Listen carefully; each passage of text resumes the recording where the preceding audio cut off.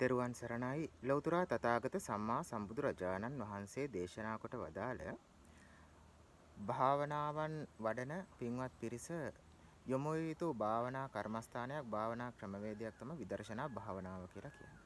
මේ විදර්ශනා භාවනාව කියලා කියන්නේ මොකක්ද? සමත භාවනාව විදර්ශනා භාවනාව කියන වචන දෙක අපි නිරන්තරවම අහලා තියෙන වචන දෙකක්. ඒ වගේම අපිට හුරු පුරුදු වචන දෙකක්. ඉතින් මෙතනදී මේ විදර්ශනා භාවනාව කියලා කියන්නේ මේ විශේෂ ඥානයකින් දැනගන්නා වූ භාවනා ක්‍රමවේදයක්.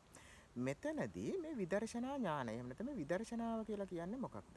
මෙතනදී මේ විදර්ශනා ඥානය කියලා කියන්නේ රූප වේදනා සංඥා සංකාර විඥාන එහෙම නැත්නම් රූපස්කන්ධය වේදනාස්කන්ධය සංඥාස්කන්ධය සංකාරස්කන්ධය විඥානස්කන්ධය කියන මේ පංචස්කන්ධය සහ රූප උපාදානස්කන්ධය වේදනා උපාදානස්කන්ධය සංඥා උපාදානස්කන්ධය සංකාර උපාදානස්කන්ධය විඥාන උපාදානස්කන්ධය කියන මේ පංච උපාදානස්කන්ධයන් පිළිබඳව ඇති කරගන්නා වූ විශේෂ ඥානය ඒ පිළිබඳව පිරිසිදු දැක ගන්නා වූ ඥානය තමයි මේ විදර්ශනා ඥානය කියලා කියන්නේ. ඉතින් මේ විදර්ශනා භාවනාවට යම් කෙනෙක් යොමු වෙනවා නම් ඒ විදර්ශනා භාවනාවට යොමු වෙන යෝගාවචරය යෝගීවරයා අනිවාර්යයෙන්ම දැනුමක් ඇති කරගන්නට අවශ්‍ය වෙනවා මේ පංච උපාදානස්කන්ධය ගැන එහෙම නැත්නම් මේ පංචස්කන්ධය ගැන. මේ පංචස්කන්ධය සහ පංච උපාදානස්කන්ධය කියලා වචන දෙකක් අපිට හම්බ වෙනවා. ඉතින් මෙතනදී මේ පංචස්කන්ධය සහ පංච උපාදානස්කන්ධය කියන්නේ එකක්ද දෙකක්ද කියන කාරණය ගැන අපි හරියට අවබෝධයක් ලබා ගන්න ඕනේ. ඒ වගේම මේ මොකක්ද මේ රූපය, ඒ වගේම මේ වේදනා, සංඥා, සංකාර, විඥාන කියලා කියන්නේ කුමන කාරණාවන්ද කියන එක ගැන අපි අදහසක් ඇති කරගන්නට අවශ්‍ය වෙනවා. මෙතනදී මේ පංචස්කන්ධය කියන කාරණාව මේ පංචස්කන්ධය කියන නම ඇහෙනකොටම වර්තමාන සමාජයේ බොහෝ වැරදි මතවාද ඇති වෙලා තියෙනවා. බොහෝ දෙනෙකුට මේ පංචස්කන්ධය කියලා කියනකොටම තමන්ගේ ශරීරයට ආරෝපණය වෙන ස්වභාවයක් තමයි දැනෙන්නේ. මේ ශරීරයට පංචස්කන්ධය කියනවා, මේ ඇඟට පංචස්කන්ධය කියනවා.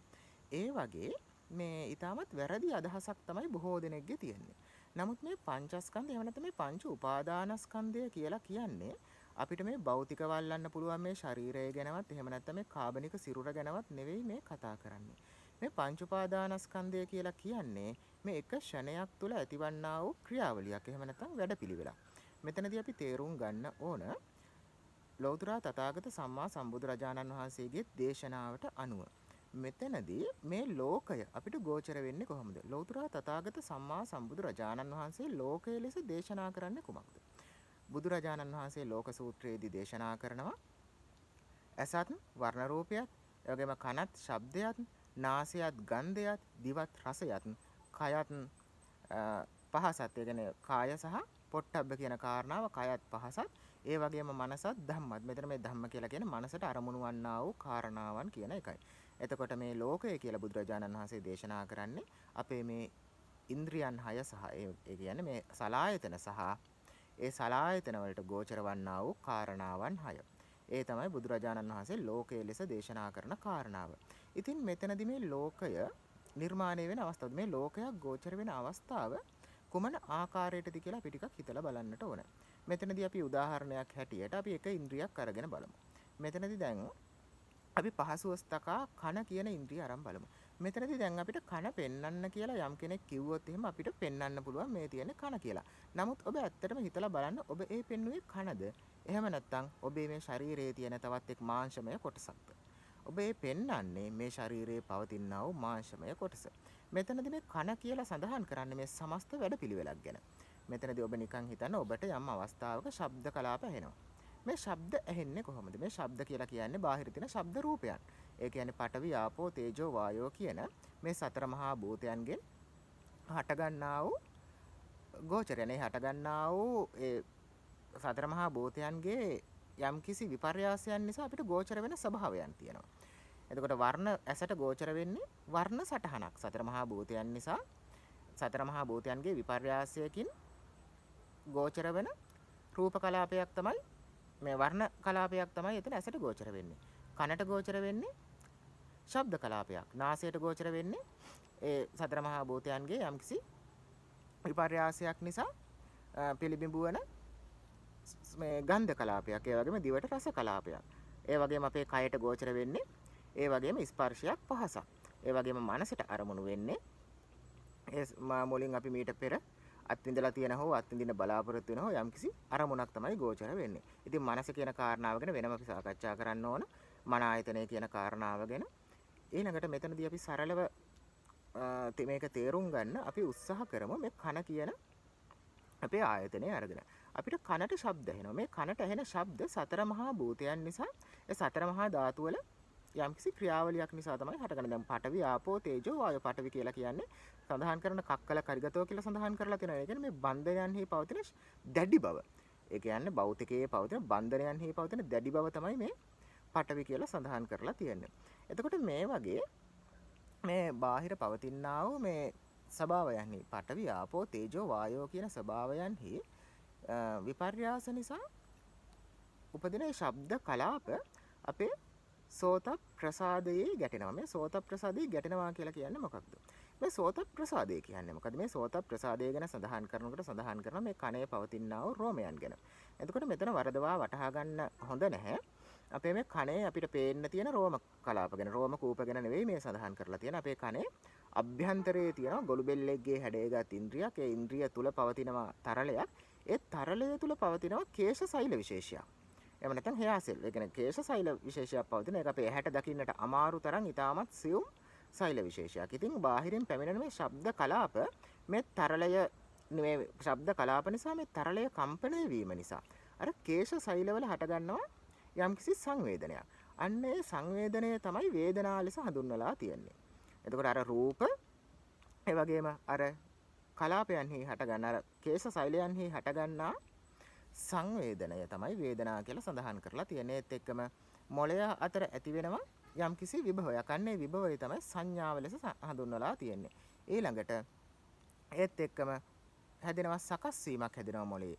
අන්නේ මොළයේ හැදෙන සකස් වීම තමයි සංකාර ලෙස හඳුන්වලා තියෙන්නේ. ඊළඟට අපිට මේ ශබ්දය මේ ටිකේ ප්‍රතිඵලය හැටියට රූප අර සංවේදනයේ ඊළඟට ඒ කියන්නේ වේදනා ඊළඟට සංඥා සංකාර මේ ටිකේ ප්‍රතිඵලය හැටියට ශබ්දය ඇහෙනවා. දැන් උදාහරණයක් හැටියට වචනය කියලා කිව්වොත් වා කියලා කියනකොට මේ වා කියන ශබ්දය ඇහෙනවා ඔබට. ඒ වා කියන ශබ්දය ඇහෙන්නේ ඒ ශබ්ද කලාපය ඔබේ කනට පැමිණිලා ඒ සෝත ප්‍රසාදයට පැමිණිලා. සෝත ප්‍රසාදයේ සංවේදනයේ නිසා ඒ කියන්නේ වේදනා ඊළඟට සංඥා සංකාර කියන මේ කාරණාවන් උත්පාදනය වීම නිසා ඒ ශබ්දය හඳුනා ගන්නවා. අන්නේ හඳුනා ගැනීමට කියනවා විඥාණය කියලා. නමුත් මේ වා කියලා කියනකොටම ඒ ශබ්දය ඇහෙනකොට ඒ ක්ෂණයක් පාසා වේගයෙන් මේ වගේ චක්‍ර බොහෝ ප්‍රමාණයක් ගමන් කරනවා. කෝටි ගාණක් ඒ කියන්නේ ගණන් කරන්න බැරි තරමක් ගමන් කරනවා මේ ඊටමත් කෙටි කාලයක් තුල. උදාහරණයකට දැන් අපි මේ විදිහට ශබ්දයක් අපි ඇති කරොත් ඒ ශබ්දය ඇති වෙන මොහොතේදී අර ශබ්ද කලාප අපි ඒක ඊටමත් අර ස්ලෝ මෝෂන් විදිහට අපි කල්පනා කරොත් මේ දැන් මෙහෙම අපි ශබ්දයක් ඇති කරොත් ඒ ශබ්දය මෙතනදි මේ විදිහට ඊටමත් කුඩා කලාප වලට බෙදලා බලනකොට බොහෝ පංචස්කන්ධ ප්‍රමාණයක් ඒ හරහා ක්‍රියාත්මක වෙලා ඉවරයි. එතකොට මේ පංචස්කන්ධ ක්‍රියාත්මක වෙනවා. මේ පංචස්කන්ධය ක්‍රියාත්මක වෙනකොට අපි තේරුම් ගන්න ඕනි කාරණාව තමයි මේ ක්‍රියාත්මක වෙන පංචස්කන්ධය ක්‍රියාත්මක වෙන්නේ සකීය මට්ටමකින්. කාටද ශබ්දය ඇහුනේ? මම කියන මට්ටමකින්. අන්නේ සකීය මට්ටමකින් මේ පංචස්කන්ධය ක්‍රියාත්මක වෙනකොට කියනවා අපි පංච උපාදානස්කන්ධය කියලා. එතකොට මේ පංච උපාදානස්කන්ධය කියන කාරණාව අපි තේරුම් ගන්නට අවශ්‍යයි. එතකොට මේ පංච උපාදානස්කන්ධය රූප වේදනා සංඥා සංකාර විඥාන කියලා මේ ක්‍රියාත්මක වෙන මේ පංචස්කන්ධය කවුරුවත් කරපු දෙයක් නෙවෙයි. කාගේවත් අනුදැනුම පිටවත් කාගේවත් අවශ්‍යතාවයක් මත සිද්ධ වෙච්ච දෙයක් නෙවෙයි. අන්න එහෙනම් මේ පංචස්කන්ධය නිකම්ම මේ ලෝකේ සිදු වුණු ක්‍රියාවලියක් පමණයි. නමුත් ඒ ක්‍රියාවලිය තුල මායාවක් වගේ කියන්නේ කිසිම කෙනෙක්ගේ අනුදැනුමකින් තොරව ස්වකීයත්වයක් නිර්මාණය වුණා. අපි ස්වකීයත්වයක් නිර්මාණය කරගත්තා කියලා කිව්වොත් එතන වැරදි. මොකද ඒ ස්වකීයත්වය නිර්මාණය කරපු පුද්ගලයෙක් ඉන්නේ. එහෙම කෙනෙක් නැහැ. නමුත් මෙතන නිකම්ම ස්වකීයත්වයක් නිමෙවුණා. ඒ ස්වකීයත්වයක් නිර්මාණය වෙලා ඒ ස්වකීය මට්ටමකින් තමයි ස්වකීයත්වයක් කියන මට්ටමකින් තමයි මේ පංචස්කන්ධය ක්‍රියාත්මක වුනේ. අන්න එතකොට කියනවා පංච උපාදානස්කන්ධය කියලා.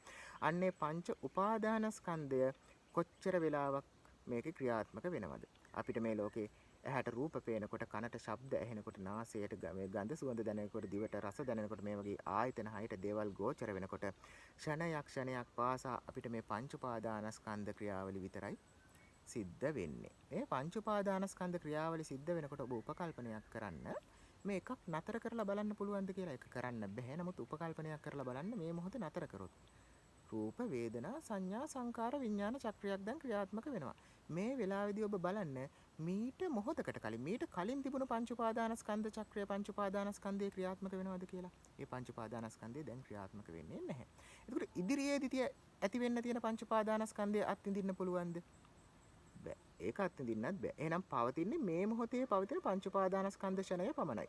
නමුත් මේ මොහොතේ පවතින පංච උපාදානස්කන්ධ ෂණයත් පවතිනවද? නතර වෙලා තියෙනවද? නෑ. ඒ පංච උපාදානස්කන්ධයත් ඒ ඇති වූ මොහොතේම ඇති වෙලා නැති වෙනවා, අලුත් එකකට ප්‍රවිෂ්ඨ වෙනවා. අන්න ඒ නිසා මෙතන මේ ෂණයක් පාසා මේ පංච උපාදානස්කන්ධය ෂණයක් පාසා අලුත් එකක් බවට පරිවර්තනය වෙවි ගමන් කරනවා. මෙන්න මෙතනදී මේ පංචස්කන්ධය මේ විදිහට පරිවර්තනය වෙවි ගමන් කරනකොට මේ සෑම අවස්ථාවකම මේ පංචස්කන්ධය ක්‍රියාත්මක වෙන්නේ සකීය මට්ටමකින් සකීය පුද්ගලයෙක් ලෙස. අන්න ඒ අවස්ථාවේදී ඒ සකීයත්වයත් අර්ශණේම මෙරිලා යනවා, අලුත් ෂණයකට පහළ වෙනවා. අන්න අලුත් ෂණයකට පහළ වෙනවා. ෂණයක් පාසා ඔබේ ආයතනයට ඔබේ මගේ ආයතන වලට ගෝචර වෙන මේ හැම දෙයක්ම ෂණයක් පාසා මේ පංචස්කන්ධ ක්‍රියාවලිය තුළ උපාදානීය මට්ටමින් මේ හැම දෙයක්ම මොහොතක් පාසා මිය යනවා. මොහොතක් පාසා වෙනස් වෙලා යනවා. මොහොතක් පාසා අඤ්ඤතා භාවී එහෙම නැත්නම් අනිත්‍ය ස්වභාවයට පත් වෙලා යනවා. මෙන්න මේ කියන කාරණේ තමයි අපි තේරුම් ගන්නට ඕන අනිත්‍ය කියලා. එහෙම නැත්නම් අනිච්ච කියලා. එහෙම නැතුව අපිට සාමාන්‍ය මට්ටමින් අපිට දකින්න ලැබෙන භෞතිකමය ස්වභාවයෙන් අපි අනිත්‍ය තේරුම් අරගත්තට අපිට නිර්වාණය අවබෝධ කරන්නට හැකියාවක් ලැබෙන්නේ නැහැ. මේ ෂණයක් පාසා ආයතන හයත් සමග හටගන්නා වූ ආයතන හයත් සමග නෙවෙයි. ඇත්තටම මේ පංච උපාදානස්කන්ධයක් හටගන්නා මොහොතේම තමයි ආයතනයක් පිළිබිඹු වෙන්නේ. අර රූප වේදනා සංඥා සංකාර විඥාන චක්‍රයක් ක්‍රියාත්මක වෙන මොහොතේම අන්න කන හටගත්තා කියලා කියනවා. එහෙනම් කනේ පංච උපාදානස්කන්ධයක් හටගත්තා නෙවෙයි. ඒ පංච උපාදානස්කන්ධය හට ගැනීමමයි කනේ හට ගැනීම.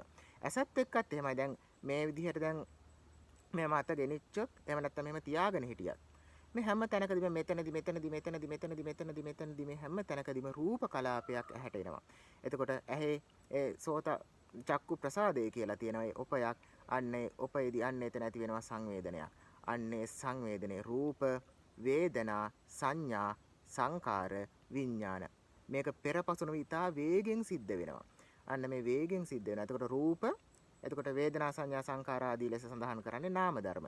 එතකොට මේ රූප නැතුව කවදාවත් අතුලාන්තේ නාම ධර්ම හටගන්නේ නැහැ. නාම ධර්ම හටගත්තේ නැත්නම් බාහිර පිළිමිබු වෙන්නේ නැහැ.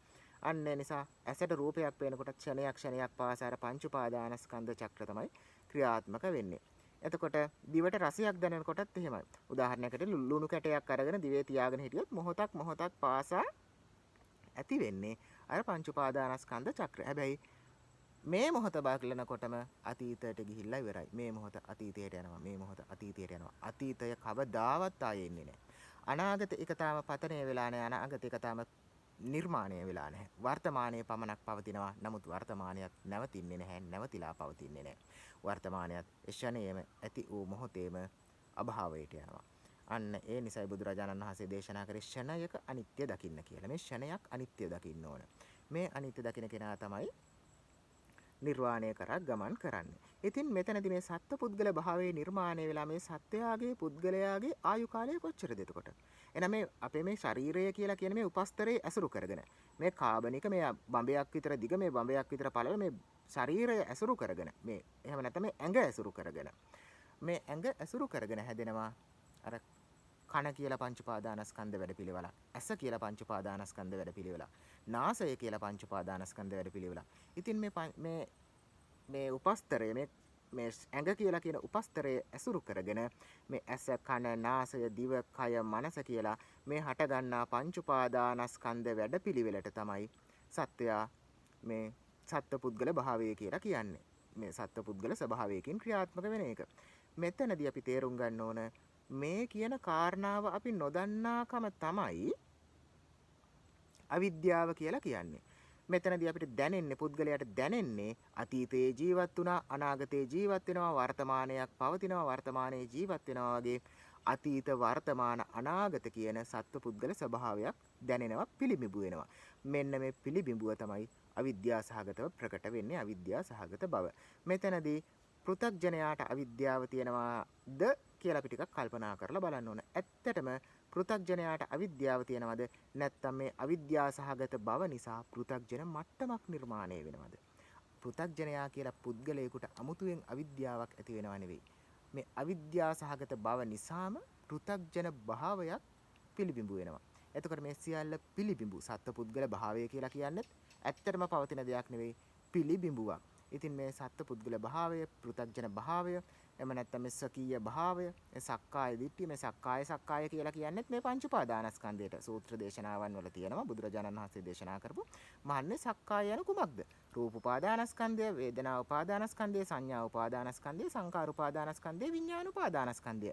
එහෙනම් සක්කාය කියලා කියන්නේ මේ පංච උපාදානස්කන්ධයට. එහෙනම් අපි තේරුම් ගන්න ඕන මේ මොකක්ද අපි අවබෝධ කරන්න ඕනේ කියලා. බුදුරජාණන් වහන්සේ දේශනා කරනවා දුක්ඛාරය සත්‍ය කියලා. මේ දුක්ඛාරය සත්‍ය කියන්නේ මොකද්ද? සංකිට්ඨේන පංච උපාදානස්කන්ධා දුක්ඛ. එහෙනම් දුක පිරිසිඳ දකිනවා කියලා කියන්නේ මොකක් පිරිසිඳ දකින එකටද? පංච උපාදානස්කන්ධය පිරිසිඳ දකින එකට.